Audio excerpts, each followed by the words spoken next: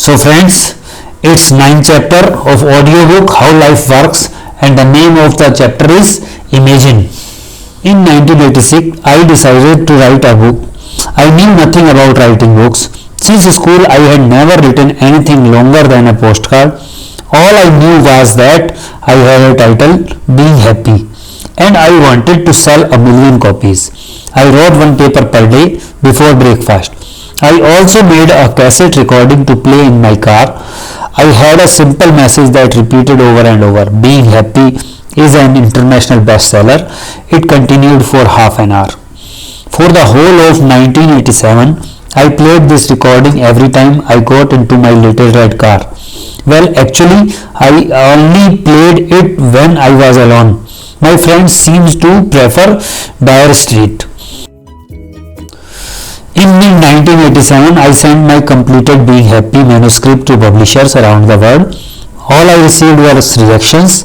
The book may have been a success in my subconscious, but it wasn't doing very well anywhere else. It seemed I had hit a brick wall. Then in March 1988, I was passing through Singapore, where I had lunch with a friend, Jack Seo. I asked her, "Would you like to read my manuscript?" Jackie agreed to read it and said, "There is a publisher living in my apartment building. I will show it to him." A Singaporean publisher? That is not part of my plan. I gave Jackie the book, but I didn't hold my breath.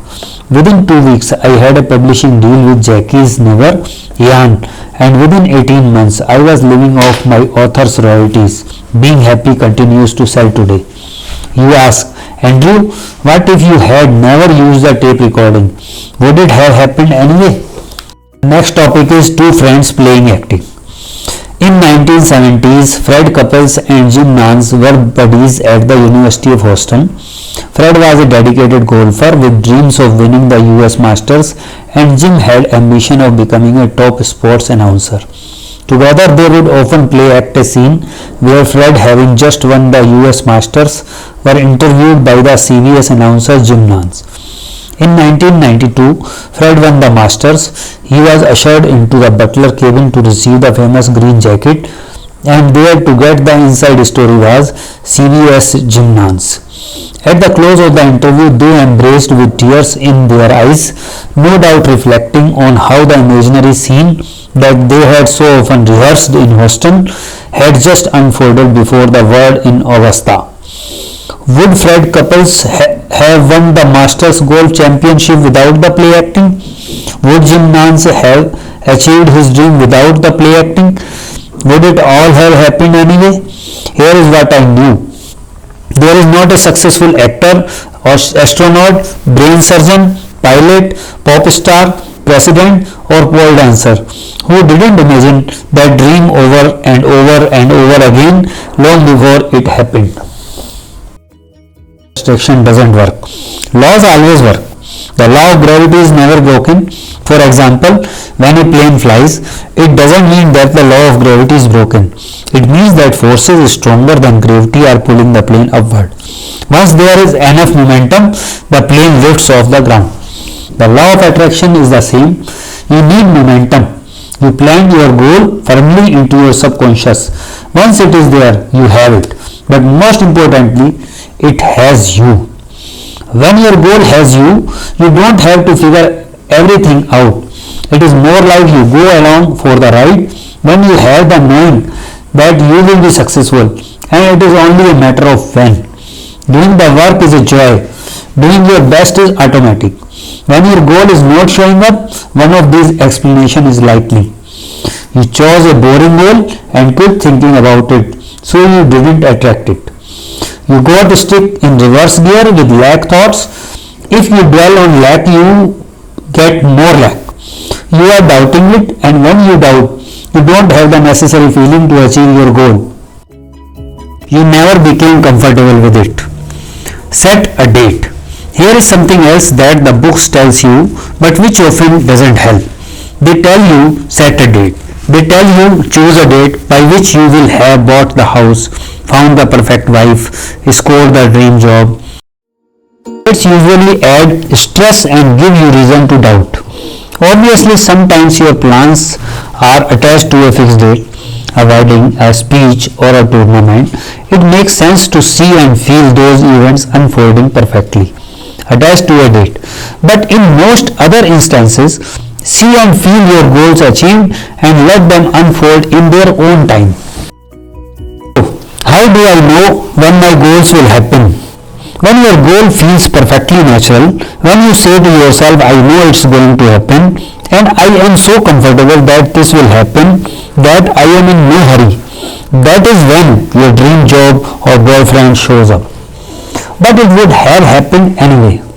When life works out, when your lover walks into your life, when you get hunted by your rival company, when your headache disappears, when your book hits the bestseller list, there is the question, did I attract this, or would it have happened anyway? Good and keep feeling good. Opportunities and good people just keep on finding you. Just keep doing what works. What about people who say this is all garbage? I have always believed in magic. When I was not doing anything in this town, I would go up every night, Mulholland Drive, look out at the city, stretch out my arms and say, everybody wants to work with me. I am a really good actor. I have all kinds of great movie offers. I would just repeat these things over and over, literally convincing myself that I had a couple of movies lined up. I would drive down that hill, ready to take the world on going. Movie offers are out there for me. I just don't hear them yet. The words from Jim Carey, actor. In 1990, comedian Jim Carey was still struggling to get work. It was on one night during that year, sitting in his old Toyota looking down on Los Angeles, that he wrote himself a check. It was for $10 million for acting service rendered. Jim carried the check in his wallet. By 1995, he has starred in Ace Ventura, Pet Detective, The Mask and Dumb Dumbler. His asking price was now $20 million per movie. Plenty of people don't believe that thought effects matter or that we create our own success. But here is a challenge for you. Find one wildly successful person who doesn't believe it. What do people like Jim Carey, Oprah Winfrey, the first $1 billion television host, Madonna, 300 million albums sold, the Jack Canfield, 500 million books in print, say about the power of the mind? They will tell you, what you hold in your mind, you attract. What you hold in your mind, you become. There are other journalists who interview as well as Oprah Winfrey. A million other people have had better ideas than Richard Branson. But the others couldn't believe as well. And this includes your brother-in-law who say this is all fantasy. Who do you want to believe? Happy when I am broke. I was in Kuala Lumpur shopping mall in 2013 when a man approached me. He was casually dressed but immaculate. He said, "Are you Andrew Matthews? I read your book 20 years ago." I sensed he had a story to share, so I invited him to Starbucks. He said, "I am Teuku from in Indonesia. My family was very poor. When I was in university, I was so poor that I owned just one pair of trousers. I was so poor that my girlfriend would give me her shirts to wear. Many days I had nothing to eat.